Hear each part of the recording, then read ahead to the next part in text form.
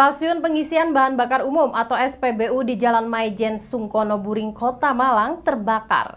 Kebakaran SPBU tersebut diduga akibat ada percikan api dari angkutan kota yang sedang mengisi bahan bakar. Inilah detik-detik terbakarnya SPBU di Jalan Maijen Sungkono Buring, Kedung Kandang, Kota Malang yang direkam oleh warga. Api yang cukup besar dengan cepat membakar salah satu pompa pengisian BBM yang ada di SPBU tersebut. Kebakaran ini terjadi pada Kamis malam sekitar pukul 21.00 waktu Indonesia Barat. Kebakaran tersebut diduga bermula dari adanya percikan api dari satu unit mobil angkot yang melakukan pengisian BBM dan menyambar pompa SPBU. Petugas pemadam kebakaran yang datang ke lokasi langsung berusaha menjinakkan api. Setelah sekitar 30 menit, 6 mobil pemadam kebakaran yang diterjunkan berhasil memadamkan api dan melakukan pembasahan di lokasi kebakaran. Sementara dari keterangan petugas SPBU, angkot tersebut melakukan pengisian BBM sebanyak 3 kali. Saat pengisian ketiga, sopir angkot bermaksud untuk istirahat di sekitar SPBU. Saat istirahat tersebut, tiba-tiba muncul percikan api dari bagian depan. Melihat percikan api, sopir berusaha menyelamatkan diri dan keluar dari mobil, dan mobil melaju tanpa kemudi dan berhenti di salah satu pompa SPBU hingga terjadi kebakaran hebat. Tidak ada korban jiwa dalam kebakaran SPBU ini, namun kerugian ditafsir mencapai ratusan juta rupiah. Kasus kebakaran SPBU ini langsung ditangani unit Polresta Malang Kota. Tim identifikasi juga langsung melakukan olah tempat kejadian perkara untuk mengetahui penyebab pasti kebakaran tersebut.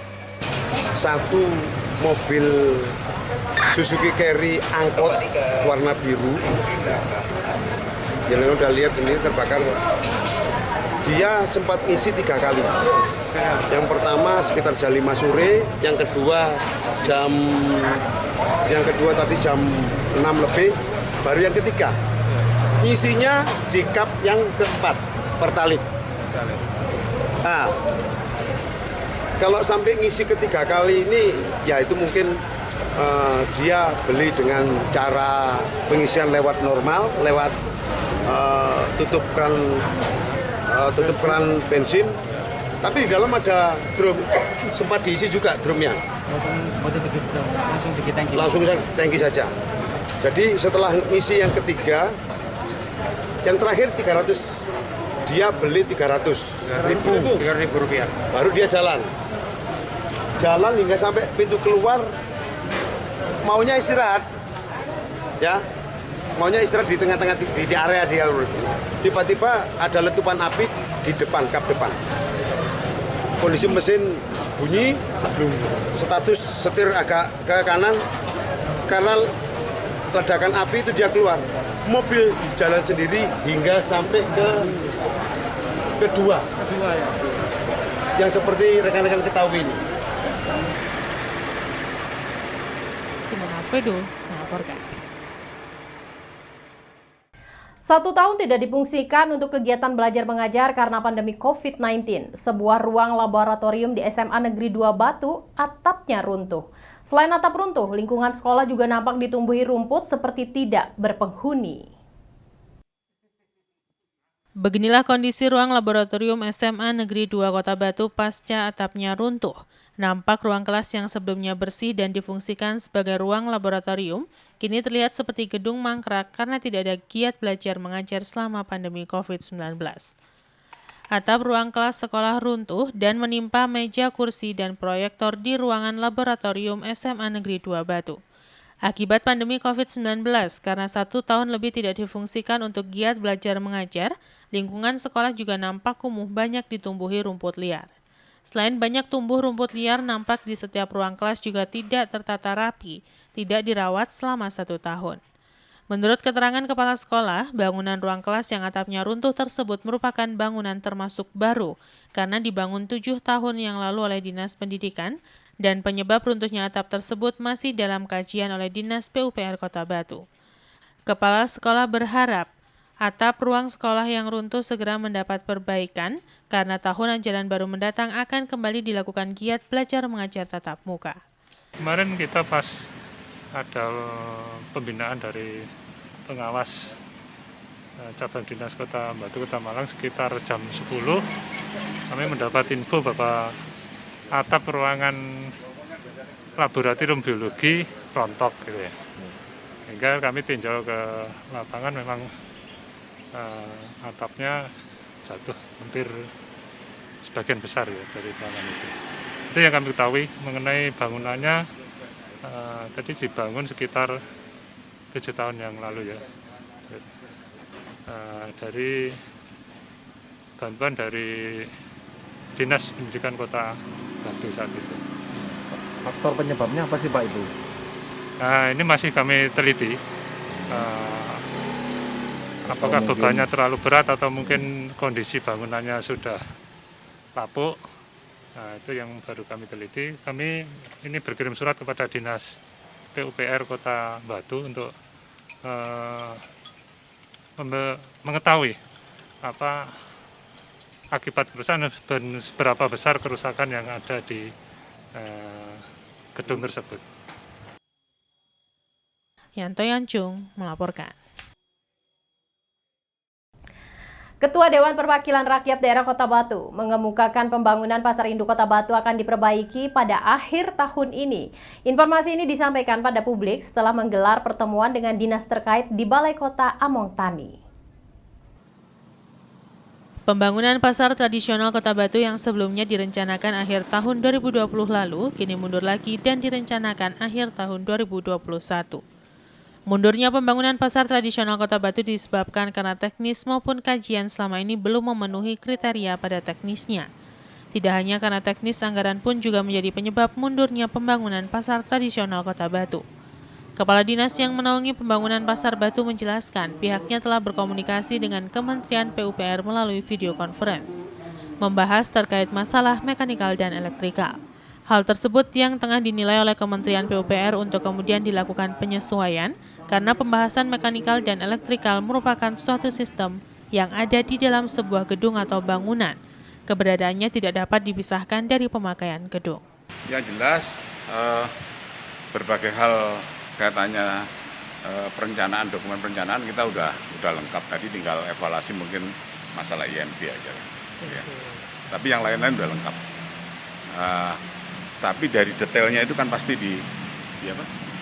dievaluasi oleh pusat. Kayak misalnya jalur evakuasi, masalah pemadam kebakaran, mobilnya masuk dan sebagainya. Tadi saya lihat untuk perputaran kendaraan besar dan sebagainya itu menjadi perhatian mereka. Memang saya lihat evaluasinya sangat jeli ya, sangat detail sekali ya. Sementara Ketua DPRD Kota Batu menegaskan pihak Dewan memiliki keinginan cepat terbangun agar Kota Batu ini bisa menjadi jujukan. Targetnya akhir tahun ini dimulai dengan anggaran 200 miliar rupiah multi-years dari APBN. Terkait anggaran pembangunan pasar tersebut agar bisa dicairkan, persyaratannya dulu dibenahi karena menyangkut keuangan. Dengan pembangunan ini, pihak Dewan akan ikut mengawasi sejauh mana proses dan kebutuhannya, sehingga saat pelaksanaan atau pembangunan yang direncanakan tahun ini tidak terjadi banyak perubahan. Rencananya pembangunan pasar tradisional Kota Batu akan kelar dilaksanakan di akhir tahun 2021 dengan sistem multi-years dari anggaran pendapatan dan belanja negara. Targetnya mungkin akhir tahun ini mungkin. Dimulai. Kalau anggarannya sudah disiapkan Pak? Yo pasti sudah. Berapa? Itu 200 miliar tapi kayaknya multi-years. Itu murni dari pemerintahan daerah atau APBN, pusat. Paling enggak seperti tempat relokasi yang akan dituju yang mana ini, tadi dinas terkait yang nata. Pokoknya syaratnya direlokasi itu termasuk syarat ya sedang dilakukan seperti itu. Cuman tahapannya tadi rapat belum selesai Mbak. Ya. Sudah dapat info anggaran sudah cair Pak? Oh belum. Tapi jelas persyaratan dulu dibenahi baru nanti menyangkut keuangannya kan seperti itu. Ini tadi masih tahap awal lah, setelah kemarin diskusi panjang lah seperti itu. Harapan kita kalau dari DPRD mempunyai keinginan cepat terbangun biar kota wisata Batu ini benar-benar menjadi kota rujukan se-Indonesia bahkan dunia lah seperti itu. Yanto Yancung melaporkan. Terima kasih Anda masih setia bersama kami dalam Info 7 Malang Raya. Forkopimda Kota Malang melakukan evaluasi penerapan PPKM Mikro yang sudah berlangsung hampir 8 pekan. Dalam evaluasi tersebut, rencananya Pemkot Malang akan memberikan izin pelaksanaan konser musik, namun dengan penerapan protokol kesehatan. Hal ini disampaikan oleh Wali Kota Malang Sutiaji usai melakukan evaluasi PPKM Mikro bersama Forpimda di ruang NCC Balai Kota Malang. Ia mengatakan bahwa dari hasil evaluasi, ada 5 daerah yang terpilih belum berhasil dalam penerapan PPKM Mikro. Sedangkan di Kota Malang tidak ada evaluasi terkait PPKM Mikro karena tidak ada dialog saat evaluasi, sehingga tidak disampaikan terkait adanya izin keramaian seperti konser musik. Namun Sutiaji menambahkan bahwa terkait sudah adanya izin pelaksanaan konser musik dari Kementerian dan Kapolri, Pemkot Malang berencana bertemu dengan komunitas musik di Kota Malang untuk membahas SOP terkait konser. Misalnya terkait pelaksanaan konser, personil yang main diwajibkan untuk melakukan rapid test, memakai face shield, memakai masker, dan setiap personil diwajibkan membawa alat musik sendiri agar tidak bergantian. Sementara terkait dengan tempat pelaksanaan konser dan jumlah penonton, Pemkot akan mengizinkan pelaksanaan konser di tempat terbuka dengan jumlah penonton dibatasi dan telah mengikuti rapid test dengan hasil negatif COVID-19.